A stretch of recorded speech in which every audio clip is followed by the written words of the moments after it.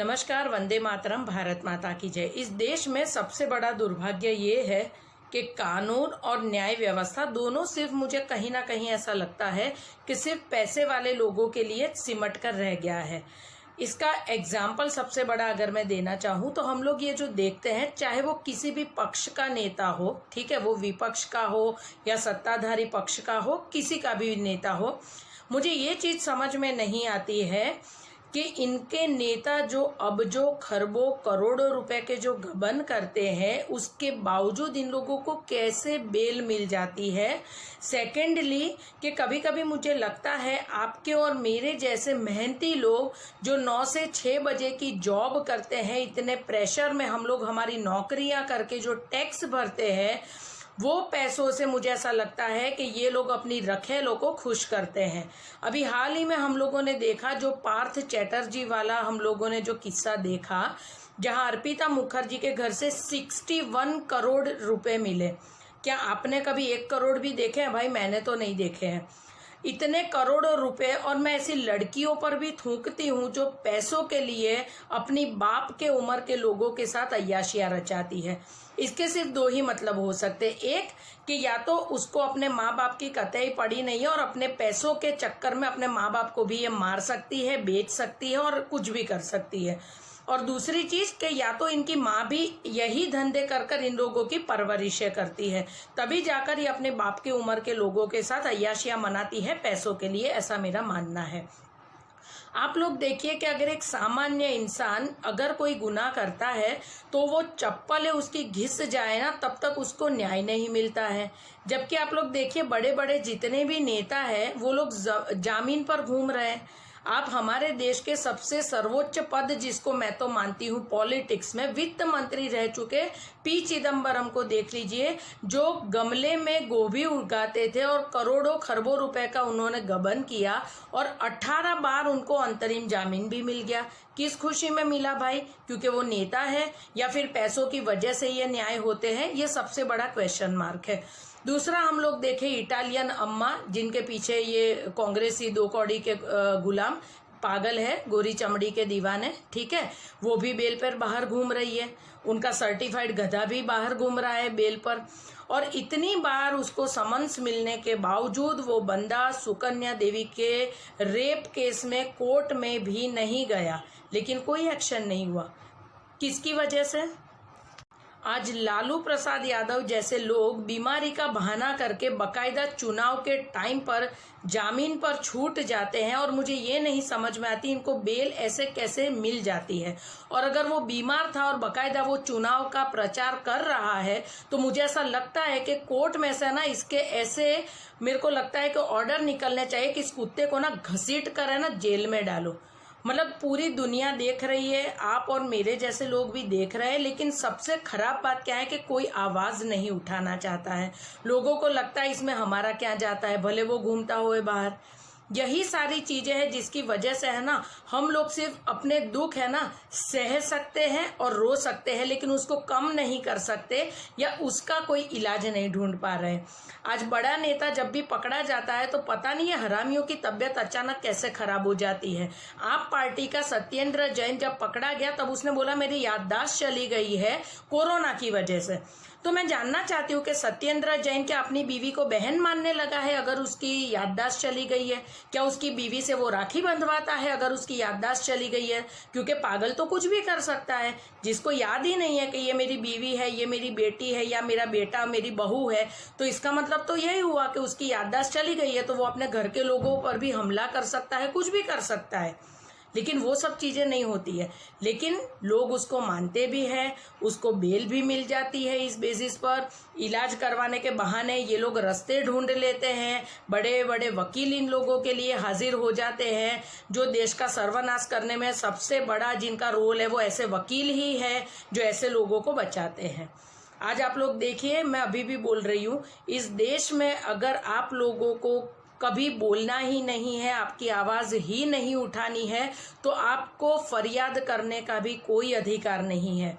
क्योंकि बड़े बड़े जितने भी नेता हैं, आज लालू प्रसाद यादव क्या कर रहा है, और आज निर्भया जैसा रेप केस जहां पूरी दुनिया अवगत है कि क्या हुआ था, उस लड़की को किस तरीके से मार दिया गया, 8-8 साल तक उसकी माँ चप्पल घिस के मर गई बेचारी, तब जाकर उसने न्याय देखा। और वो भी गनीमत थी कि पब्लिक इन्वॉल्व थी, सोशल मीडिया इतना एक्टिव है, उस वजह से उसको फांसी के अंजाम तक पहुंचाया गया। अदरवाइज कभी कभी मुझे लगता है कि कुछ एक लोगों को सिर्फ दही हांडी की हाइट तय करने के लिए होली में कितनी बाल्टी पानी यूज करना है और दिवाली में कितने बजे तक पटाखे जलाने हैं, बस यही ऑर्डर लिखने के लिए कुछ एक लोगों को बिठाया गया है।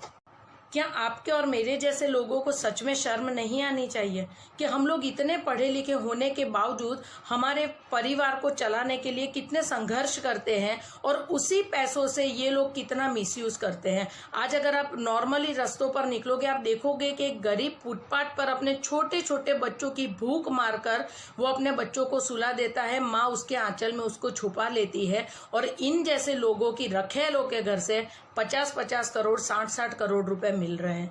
मतलब आप सोचो कि पैसा इस देश में नहीं है ऐसा नहीं है, लेकिन सिर्फ बड़े लोगों के पास है, ऐसे वकीलों के पास है जो ऐसे लोगों को बेल कराते हैं, गलत केस लेते हैं, इन लोगों को बचाते हैं, इन लोगों की बेल कराते हैं, और उनको बेल देने वाले भी इतने ही इसके गुनहगार हैं जो ऐसे लोगों को गलत काम करने के लिए इन लोगों को प्रोत्साहित करते हैं कि तुम गलत करो, पैसा फेंकोगे, तुम्हें सब कुछ मिल जाएगा। आज हम लोग देखते हैं किसी भी बड़े मंत्री का बेटा अगर वो रास्ते से निकलता है, किसी पुलिस वाले की ताकत है उसको खड़ा रखने की, चाहे वो फुल स्पीड से चला जाए, किसी को उड़ा दे, मार डाले, कुछ भी कर दे। सलमान खान का केस हमारे सामने ही है, मतलब वो पूरा का पूरा ड्राइवर पर आ गया, मतलब लोग जो देख रहे थे वहां पर जो साक्षी है उसको भी नहीं माना गया। मतलब आप लोग सोचो कि पैसा इस देश में कितना महत्व का है, लेकिन अफसोस कि आपके और मेरे जैसे लोगों के पास पैसा नहीं है। जिस दिन पैसा आ गया, मुझे ऐसा लगता है कि आप और मैं भी ऐसे गलत कामों का हिस्सा बन जाएंगे। तो मुझे ऐसा लगता है कि अगर यही करना है तो इस देश में पैसे वाले होने का कोई मतलब नहीं है, क्योंकि जब ज़मीर ही बिक जाना है, ठीक है, तो फिर तो कोई मतलब ही नहीं रहा। जब आप इतने बेशर्म हो जाते हो कि आप लोगों के सामने गुनाह करके अपने आप को चरित्रवान दिखाते हो, तो आपसे घटिया जिंदगी और किसी की है ही नहीं। तो ऐसी जिंदगी पर तो थूकना ही बनता है, क्योंकि पैसा ना लोग खा नहीं सकते हैं, लेकिन उसी पैसों से ना बहुत सारे लोगों को ना खाना खिला सकते हो, लोगों का पेट भर सकते हो। आज ये जो 61 करोड़ रुपीस मिले, आप सोचो कि इंडिया के कितने ऐसे गरीब होंगे जिनके सालों तक इसमें से ना राशन आ जाता, वो लोग ना आराम से खा सकते थे। 61 करोड़, मतलब कभी हम सोचते हैं ना नींद में से उठकर, तो लगता है यार ये क्या अमाउंट है। मतलब हम तो शायद 1 करोड़ भी अपनी जिंदगी में मेहनत करके नहीं जोड़ पाएंगे, आपके और मेरे जैसे लोग। अगर इनके पास इतना पैसा है तो भी उनको काम तो गलत ही करने हैं। इसीलिए मैं अभी भी बोल रही हूँ, इस देश में ना बहुत ही सोच समझ कर है ना लोगों को चुने, चाहे वो आपके एरिया का DIG है, ACP है, या जज साहब है, या ऐसा कोई एडवोकेट है, या आपका नेता है, या छोटे से छोटे पॉलिटिकल पद पर अगर कोई है। क्योंकि आपको अगर अपनी ज़िंदगी खराब ही करनी है तो ऐसे लोगों के चुनकर तो एटलीस्ट ना ही करें। वैसे भी आपकी और हमारी बर्बादी एक ही लाइन पे चल रही है। जैसे मैंने कहा कि 61 करोड़ के हम लोग तो शायद इतनी मेहनत वाली नौकरियां करते हैं कि 1 करोड़ भी हार्डली हम लोग जुटा पाते हैं। तो इतने करोड़ों रुपए के तो मतलब गबन करने के अलावा ऐसे पैसे कहीं से आ ही नहीं सकते हैं। और पैसे पकड़े जाते ही, तब से जब से ये अर्पिता मुखर्जी पकड़ी गई है, तब से लेकर पार्थ चैटर्जी व्हील चेयर पे घूम रहा है। मुझे ये समझ में नहीं आता है कि ये देश में ये फालतू के न्यूज मीडिया के दलाल दिखा रहे हैं, लोग देख भी रहे हैं, और वहां भीड़ भी इकट्ठी होती है, लेकिन इसको ना उठाकर कोई चप्पल नहीं मारता है। आज सत्येंद्र जैन अगर ये बोलता है कि मेरी याददाश्त चली गई है, तो मुझे ऐसा लगता है कि जज साहब को ना पब्लिक को ध्यान में रखकर ये ऑर्डर देना चाहिए था कि इसको ना इलेक्ट्रिकल शॉक दीजिए, इसकी याददाश्त तुरंत ही वापस आ जाएगी। लेकिन वो छूट गया, बेल मिल गई, अब वो रखड़ता फिरेगा, गुनाह करता फिरेगा। उसको समझ में आ गया कि इसका रास्ता किस तरीके से निकालना है। मैं अभी भी बोल रही हूँ, अपना नेता ना बहुत सही तरीके से चुने, चाहे वो किसी भी पक्ष का हो। लेकिन अगर आपको लगता है कि ये पक्ष होने के बावजूद अगर ये पब्लिक के काम नहीं आ रहा है और गलत काम करके ये इंसान आपका भी भविष्य खराब कर सकता है, ऐसे इंसानों से दूर रहे और उनको कभी भी ऐसी ताकतवर कुर्सी पर ना बिठाए जिसके चलते कल आप अपनी आवाज़ को ना उठा सको। एक जागरूक नागरिक बने इस देश के। और काफ़ी सारी चीज़ें हैं जो आप एस्केलेट करते हो और कर सकते हो। सोशल मीडिया इतना पावरफुल टूल है, ठीक है, लोगों के पास, जिसको यूटिलाइज करके आप कुछ भी अपने हिसाब से करा सकते हो। और अभी पब्लिक इतनी जागरूक हो चुकी है कि वो ऐसे चीज़ों में हमेशा आपका सपोर्ट भी करती है। तो कभी भी ऐसा ना समझे कि आप अकेले हैं। इसीलिए मैं बोलती हूँ कि किसी भी नेता का क्रेज ना रखें और हमेशा ना अपने हिसाब से अपना फ़ायदा देखकर अपना नेता चुने। अदरवाइज इस देश में, जैसे मैंने बोला, कि अगर कुछ एक लोगों को अगर बेल नहीं मिलती तो मेरा तो पैसों पर से भरोसा ही उठ जाता, ऐसा मुझे लगता है।